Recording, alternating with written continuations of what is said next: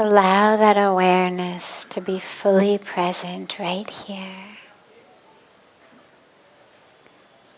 And allow that awareness to merge with your breath. As you take the inhalations and exhalations, slowly and deeply.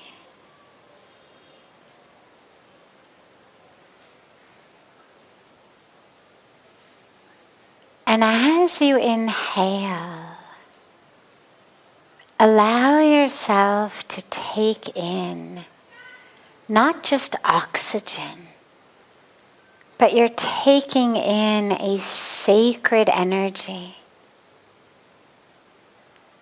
You're taking in this holy prana, this life force. And it's an energy that is blowing from across the tops of the Himalayas and from over the waters of Mother Ganga.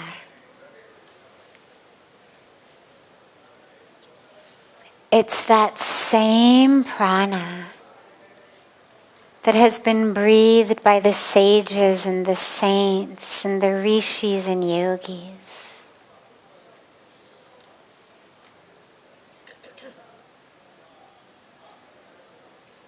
And allow yourself to take it in.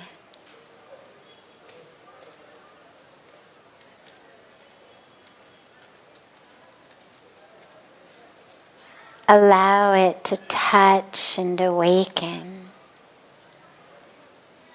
and infuse every cell of your being, every cell of your physical body, and also of your energetic body.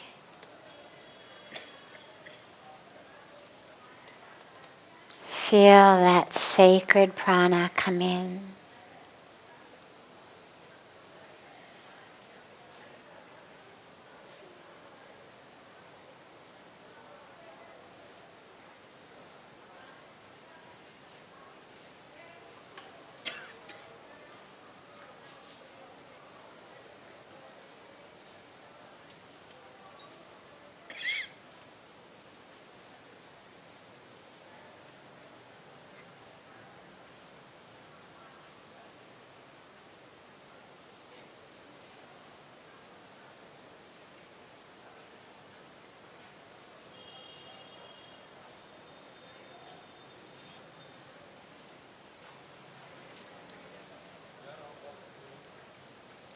Slowly bring the palms of your hands together at chest level in Namaste. And gently rub the palms of your hands against each other.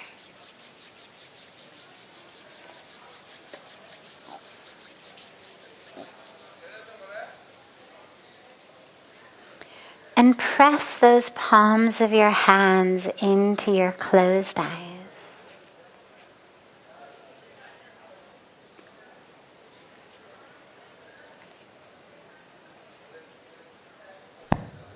Slowly and gently lower the hands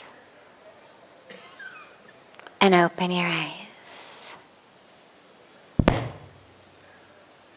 Welcome to Satsang. So beautiful to be together with you all in this beautiful garden. Is there a way, ye piche wali lights jo hai, chala sakte? It's just nice, they'll get the lights on, then I can see those of you in the back also. As usual, we start with a question that has come in advance from our family joining us from all over the world who are joining in from online, watching the live stream. And we start with one question from them just out of love because they can't actually be with us here on the banks of Ganga. And then after that first question, we we'll open it up to any questions that anyone here might have.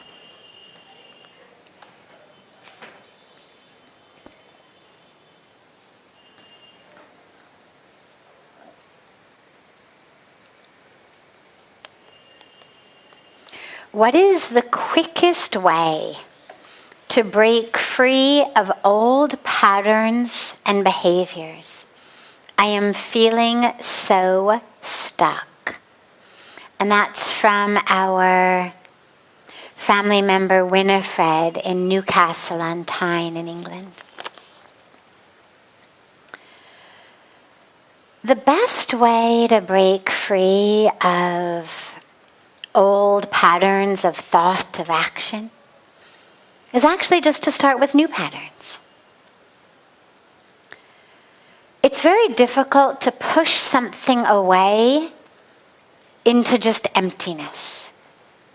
We can do it, but it's harder. It's why you'll notice when people work to quit smoking, they start chewing gum. Something to do with the mouth instead of smoking. Then slowly they learn to give up the chewing gum also. But this idea of giving yourself something to do instead of the bad habit makes things actually easier.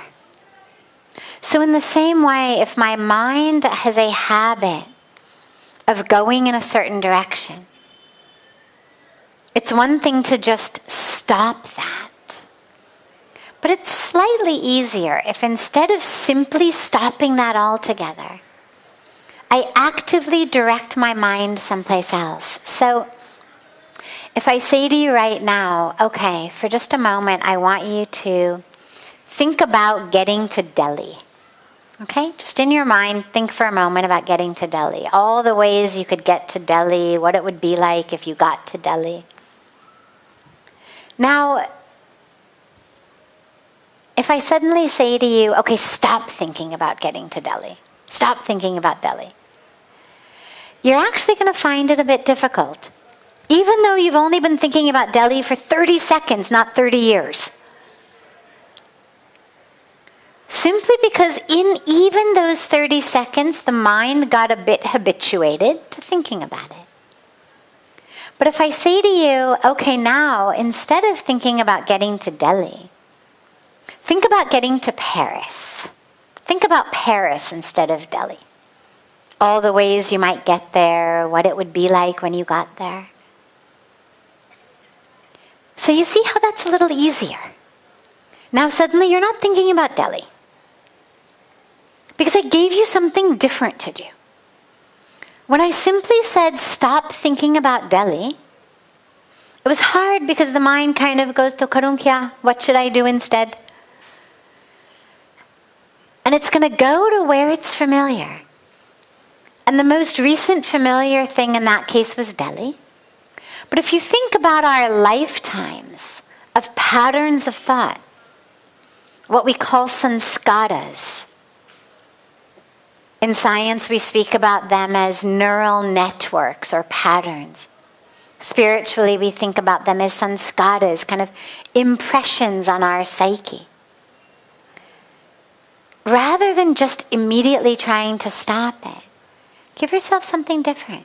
So for example, if your mind goes into judgment and negativity, and you say, don't be negative. And so every time the mind has a negative thought, you say, stupid, don't do that. I told you not to be negative. But now you see how I got negative anyway? In my reaction to trying to stop my mind from being negative, what did I do? I got negative anyway. 1 minute maybe I was negative about someone else, thinking, oh, that person is ugly, or that person is stupid, or that person this. But when I catch myself doing it, I get angry at myself and I say, look at you. You're a spiritual failure. Look at you, you're so negative. You're such a bad person. You're failing spirituality. Now I'm just being negative about myself. I'm still being negative. But if instead if instead I actually give myself a task, and the task is whomever I meet,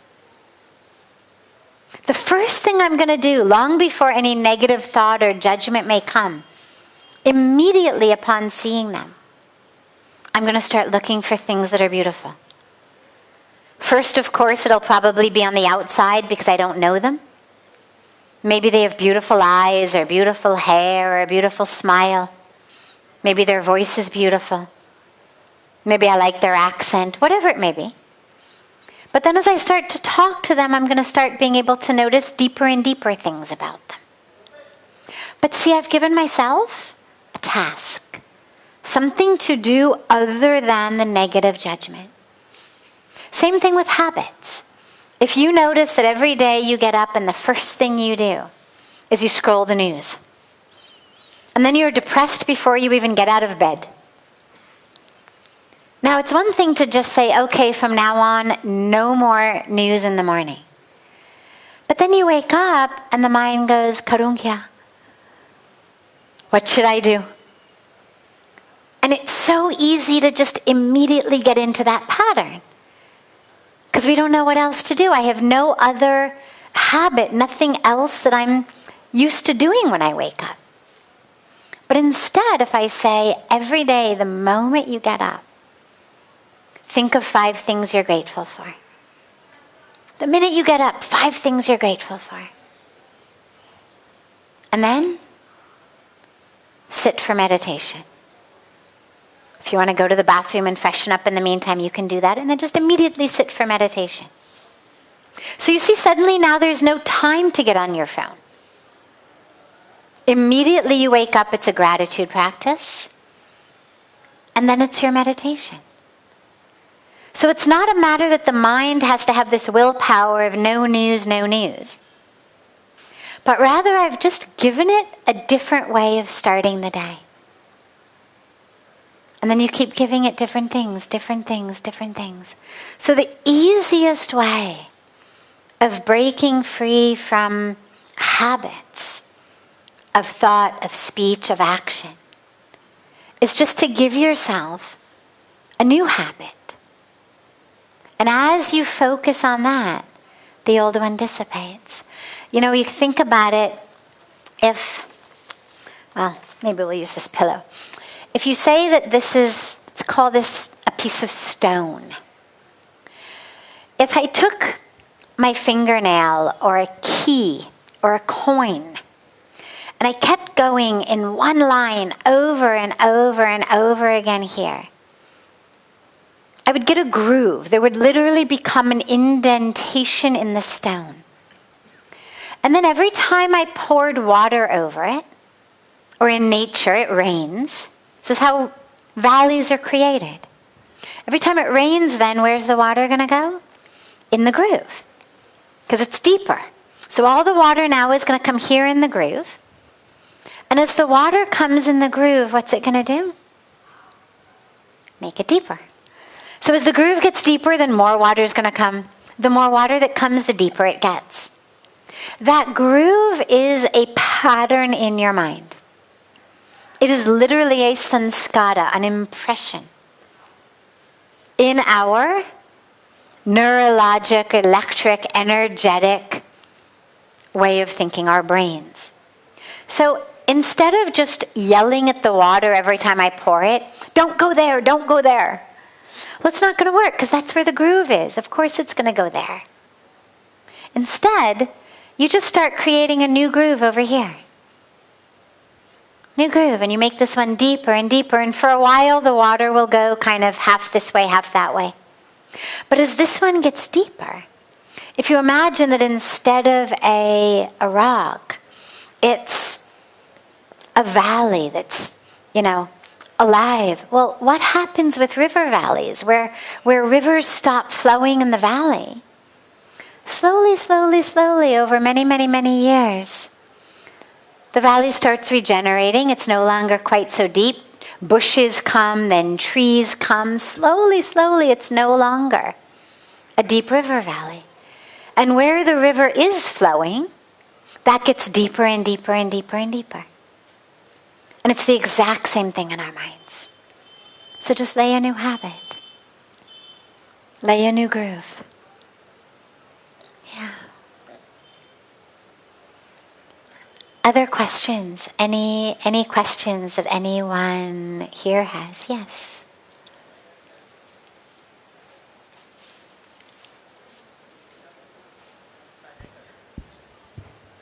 How does one navigate life without a guru? Without a guru. How does one navigate life without a guru?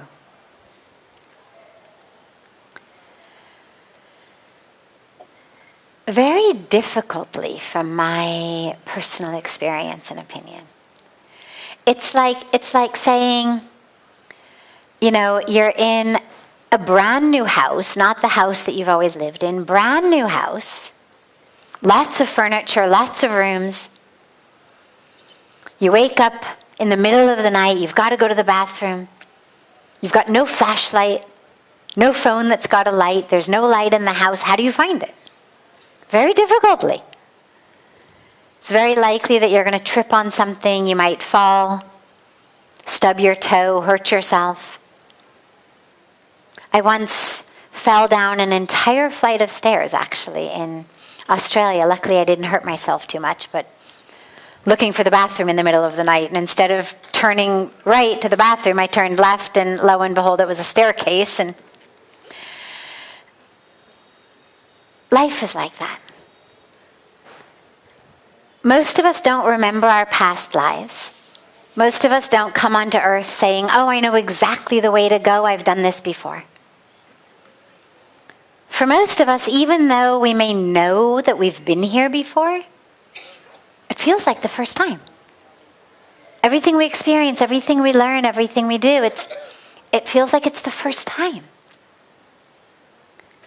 And so we're essentially in the dark without a map, without a light, doing the best we can. But that's actually why a guru is so important. Because the guru is the one who brings the light on the path, who shows us where to go, but even more importantly, who shows us who we are. Because when we know who we are, we start to be able to find that path more easily. So without a guru, I would say the first thing is find one as soon and as quickly as possible. And until then, we've been blessed with a lot of gurus. There's a lot of teaching out there. And these days, one of the benefits of technology, one of the benefits of this digital revolution, is actually that now so much is available and accessible, wherever you are. I mean, here we are being joined by people all over the world, right? Who, for whatever reason, can't be here in Rishikesh right now with us. But wherever they are, they're actually able, through just this little camera thing, to be with us. And you're able now, through this incredible technology, to get onto a computer, onto a phone, and to actually get the wisdom of gurus, of mystics, of yogis, of rishis, of sages who maybe aren't even in their bodies anymore, but whose teachings are available online. Either a video or something written. So, in a way, if you look at history, it's actually the best time to be struggling. Because there's so much wisdom that's accessible and available to you. And yet, that can also be a downside, because then the question becomes, oh my God, who do I listen to? Like, which one? What's right? And again, that would bring me back to try to find a guru who's alive in their body, it just makes it easier. I know I get a lot of beautiful wisdom and teaching from masters who are no longer in their body. And I am so extraordinarily grateful, like immeasurably grateful, to have my guru here in his body, to be able to be in proximity so that he can guide me and pay attention. The dilemma with not having a guru is that our ego is so smart. It's so smart. And its games are so good that ego will convince you of anything. Of anything. I cannot tell you the things that my own ego has tried to convince me of, the things that people have told me. Oh yeah, my higher intuition, my inner voice has told me X, Y, Z, and I listen to it and I think, oh my God, like this is why you need a guru. Because look at where the voice of ignorance, of illusion takes us. But convincing us that it's the voice of wisdom because there's no guru in a body to whom you say, hey, I've got this great idea. And who says, what are you thinking? One of my personal favorite moments, it didn't feel favorite at the time, but in retrospect, it's a favorite moment, was when Pujya Swamiji said to me, he said, you are the stupidest smart person I've ever met. Meaning, how can you, seemingly so intelligent, seemingly so well educated, actually still have this way of thinking that is so incorrect? But if I didn't have somebody saying that to me, I would have thought, this is the right way of thinking.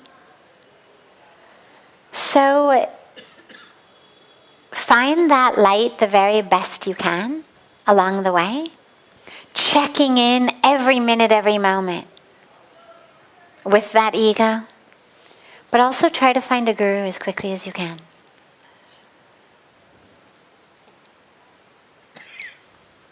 Yeah, yes. दे दो जल्दी में.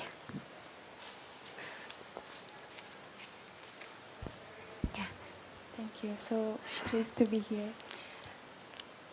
My question is, I know that love exists only within ourselves, inside, and there's nowhere else to be found. So once you find your self-love, if so, there is existing like divine union. Beautiful. If there's a union, how do you know it's a union, that person? How do you define that's the union? Beautiful. So, if love, real love, only exists in us and not in another person, after we find that inner self-love, when we then find another person and it feels like divine union, how do we know? So first of all, you're absolutely right, and it's important to reiterate. I always say love exists in you. Other people may catalyze it. Through someone else, you may have the beautiful experience of discovering love inside.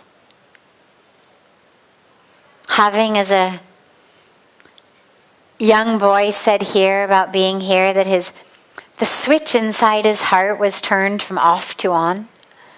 Right? Something may catalyze it. But ultimately that love manufacturing plant, the love factory, is inside you.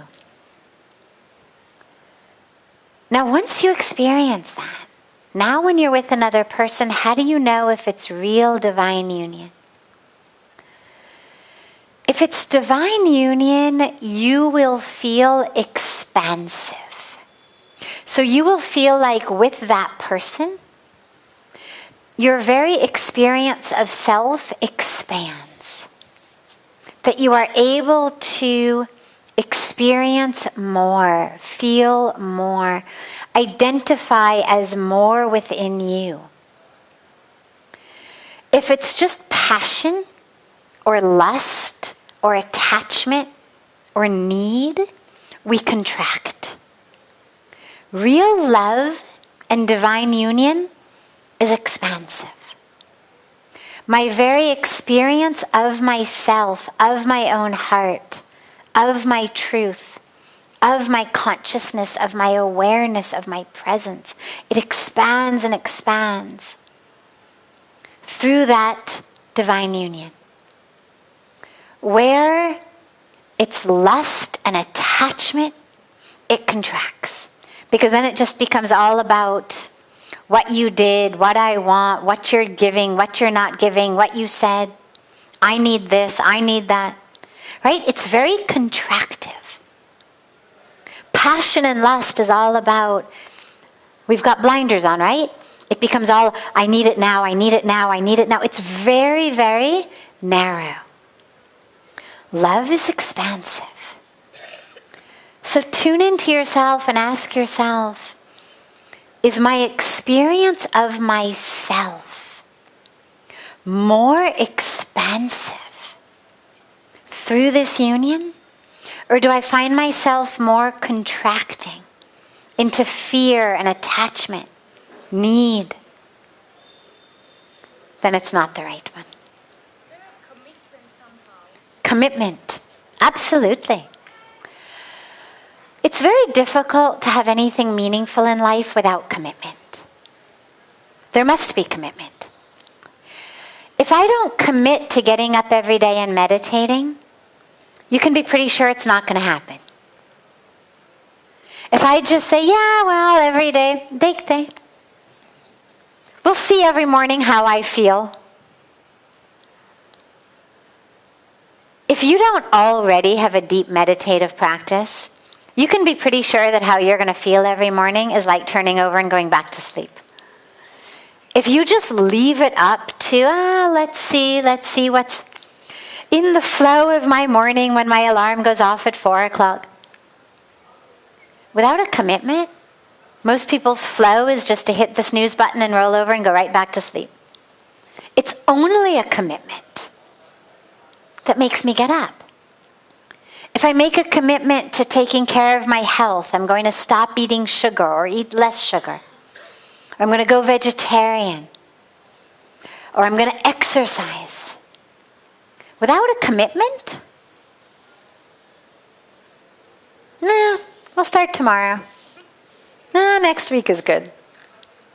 Right? It's just one cookie, who cares? I mean, without a commitment, we don't do anything.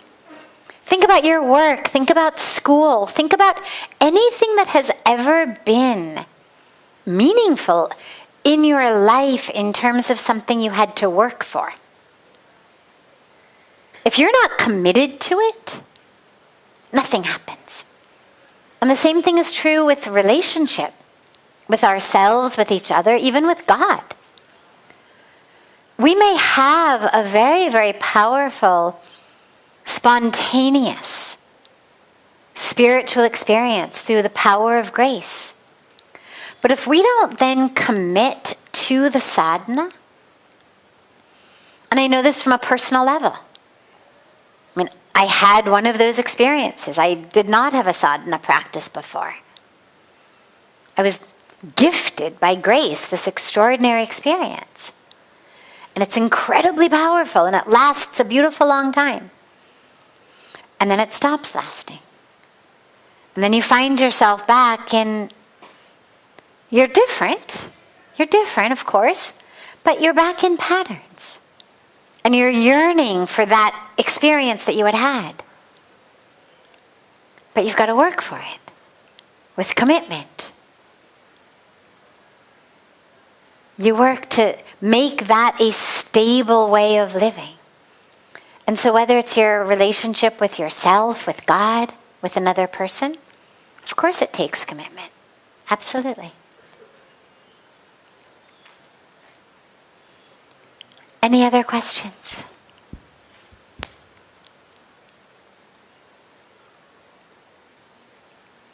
Yes.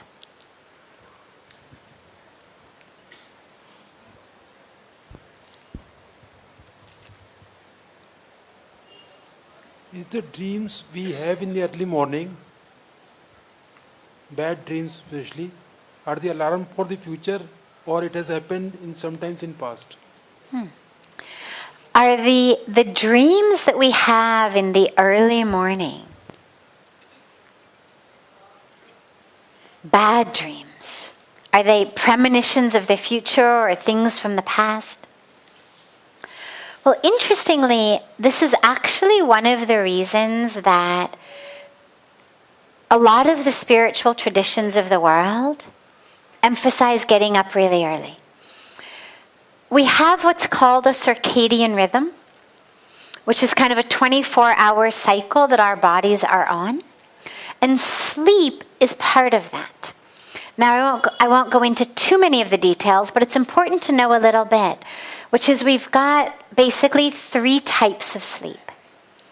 We have what we call deep sleep, which is the really restorative sleep.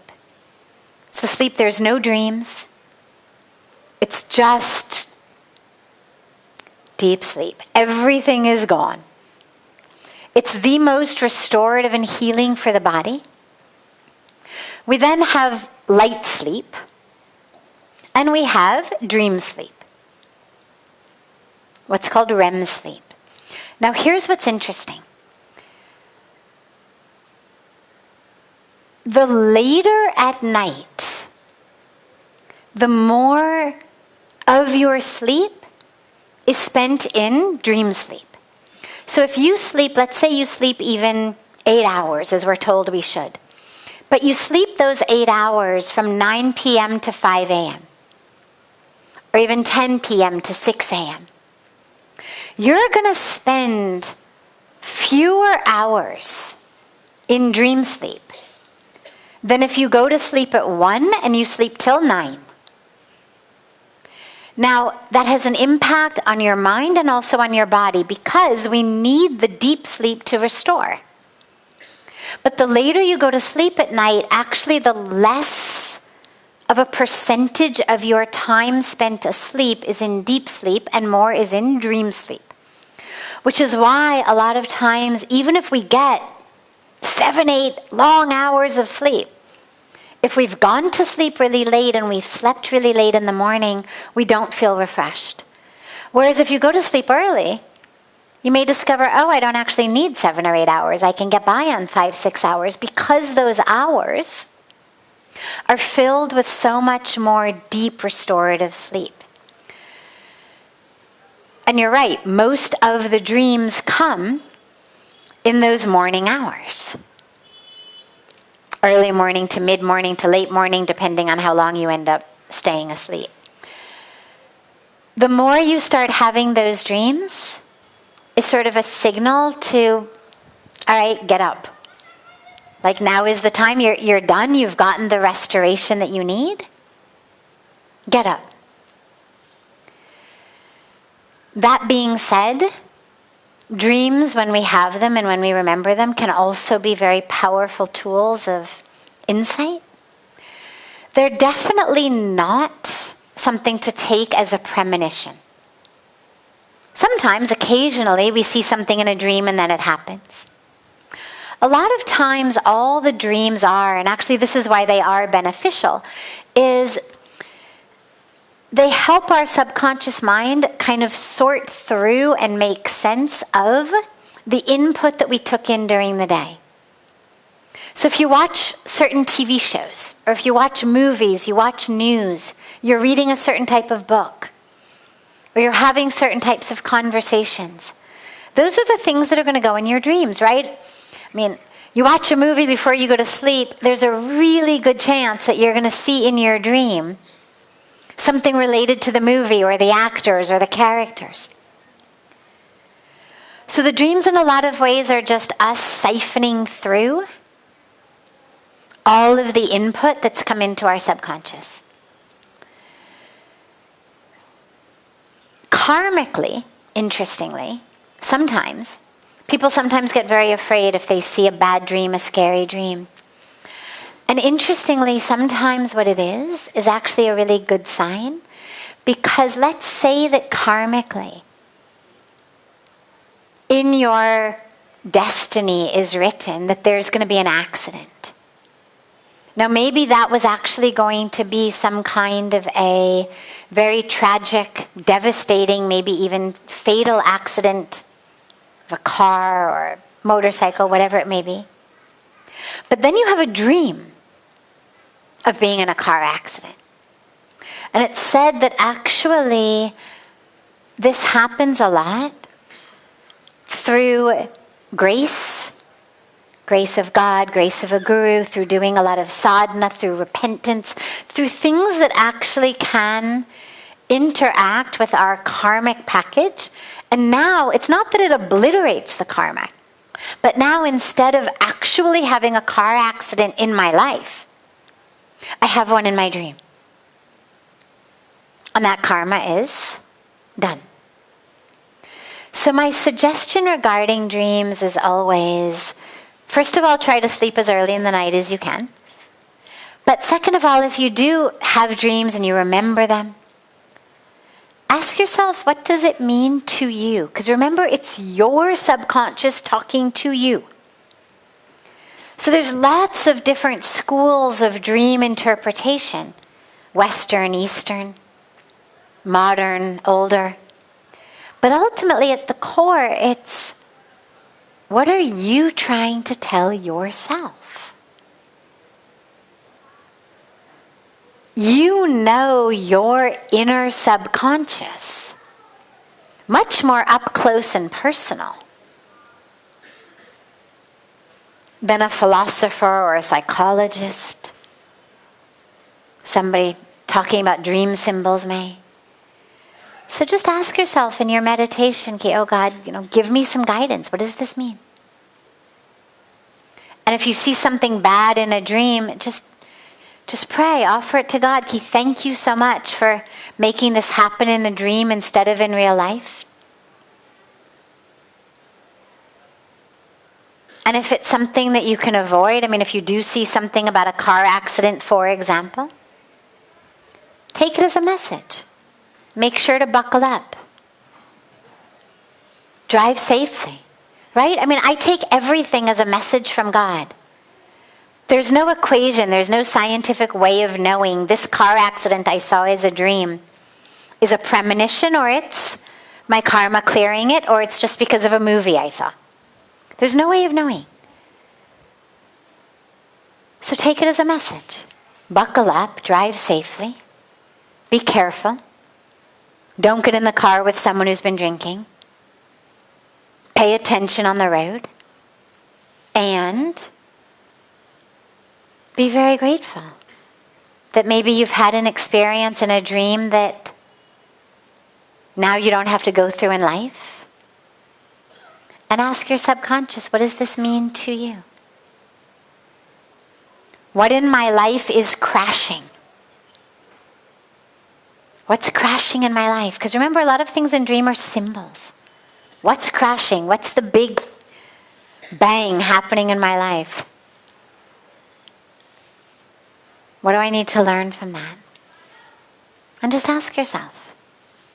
Because inside you, you know the answer. You created the dream to give the message. So just go deeply and ask yourself and see what comes up. Beautiful. Have a beautiful, beautiful rest of your evening. I look so forward to seeing you all tomorrow. For those of you joining us online, have a beautiful morning and day. And we'll be having our evening satsangs now each evening after the arati. So I look so forward to seeing you tomorrow. Have a beautiful beautiful rest of your evening.